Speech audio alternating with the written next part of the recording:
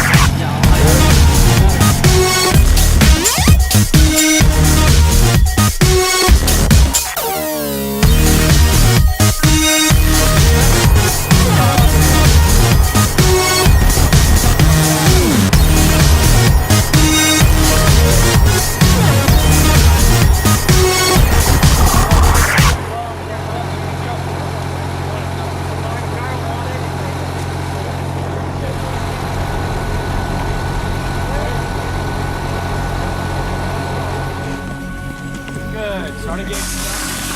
Whoa, whoa, whoa.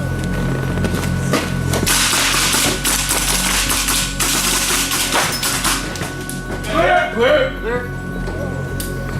Take it. Class back down the doorway.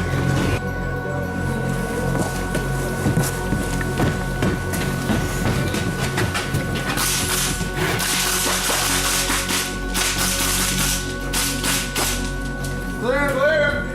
Well out.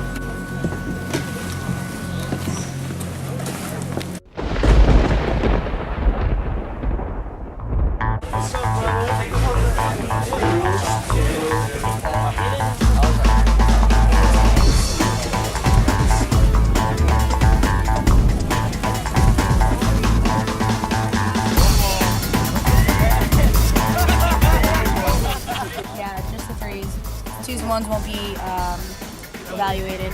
So if you guys have any questions or anything, I know some of you might not know what exactly is going on, but Saturday and Sunday we are doing patrolling or patrol ops, so we're going to be doing those kind of things. If you guys are confused as to how it's going to work, we're going to start off at a patrol base and then we're going to have different squads. I'm in 5th platoon as PSG. I'm most confident in the way I can interact with people, and what I'm most scared about is getting a mind blank in the middle and then kind of losing my cool. But I expect for everyone to have my back and for all of us to be highly motivated to get work done and be cooperative.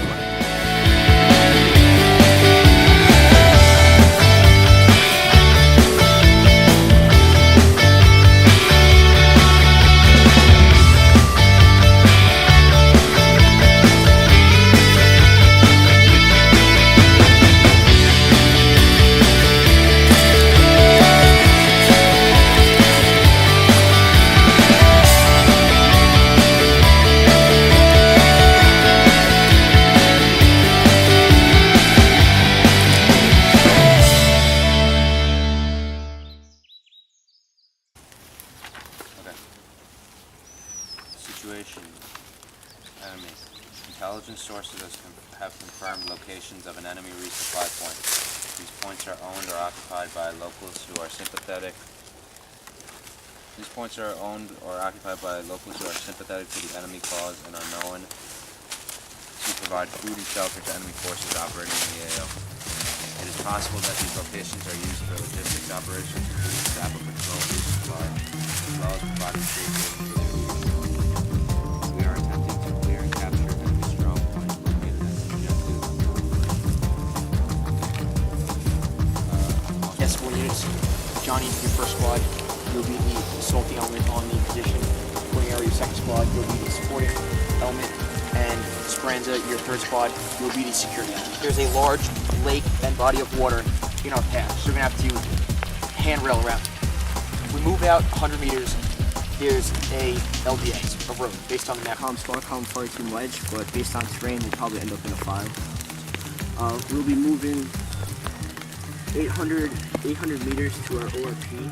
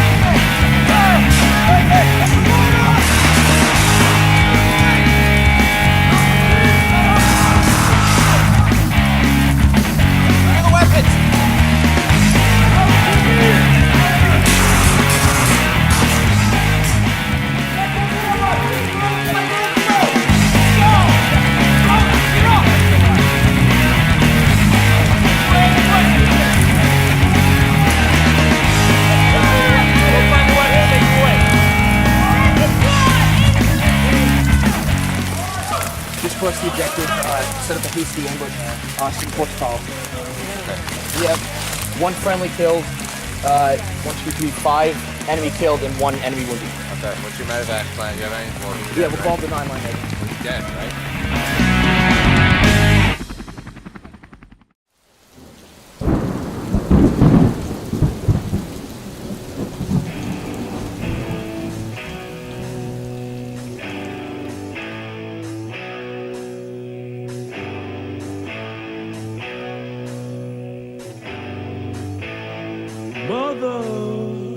Why we're gonna first engage them and go talk to them. And they always hear the words possible civilians on the battlefield, but they never really encounter it.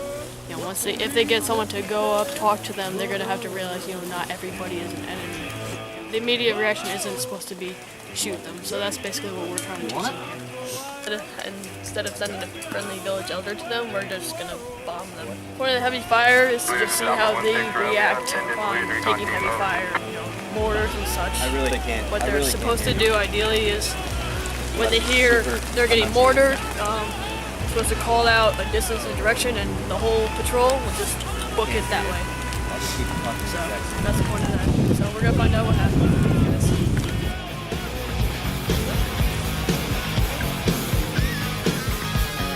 Welcome to the jungle. We got fun games. We got everything you want.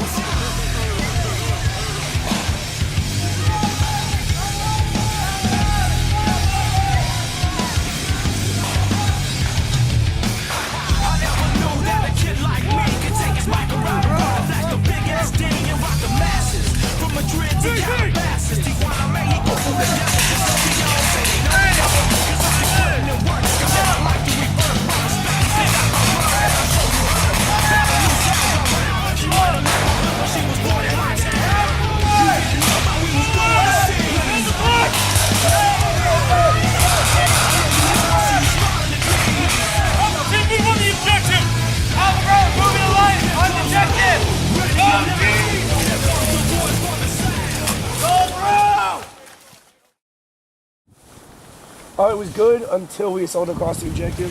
Once we sailed across the objective, the LOA was closer than I wanted to be. You start a mission how? Silently, right? And then when the action happens, there's tons of violence, it's loud, and then what happens as soon as it's done? It's silent again, that's the leader's.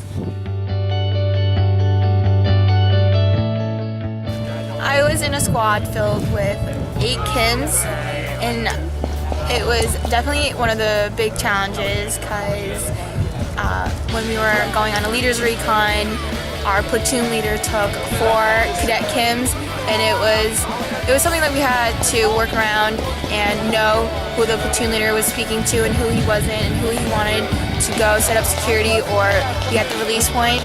At the JFTX, I had a pretty positive experience. It was pretty cool to get to meet with a lot of different schools and learn how to work with a lot of different personalities. But I think everybody had something different to bring to the table, and we're able to learn from everybody's mistakes and everybody's successes. Best part probably was when we got to do a full-on raid on a mock town. It was pretty cool to see all of this blackboard work and stuff on paper get executed in a real-life scenario. Because of the weather here and all of the rain and more like a monsoon, the tents got flooded. So we all kind of had to pull together resources and figure out where to go from there. Some of us went up to the top, some of us went in another building, but it was a lot of character building. So when I first arrived at the JFTX, I was expecting to have a hard time communicating and kind of getting to know the people in my squad and my platoon. But as soon as I got here, it was the total opposite.